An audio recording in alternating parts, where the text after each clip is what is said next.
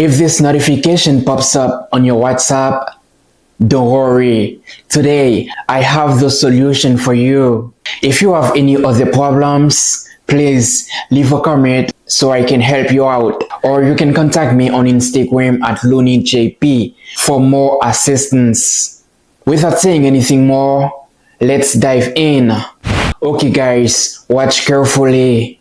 Go to your phone settings, scroll down and tap on apps. Then select the app you usually receive SMS messages with and give it all the necessary permissions. Guys, this is very important. You have to do this. Do the same for the Gmail app on your phone in case the code is sent by email instead.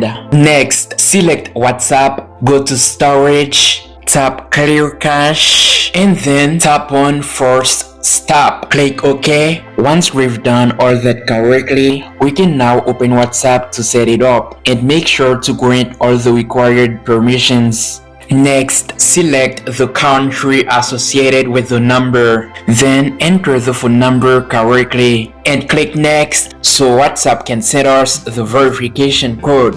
Follow carefully guys. As you can see, WhatsApp can also send the verification code by email, so I'll enter the code to verify the number.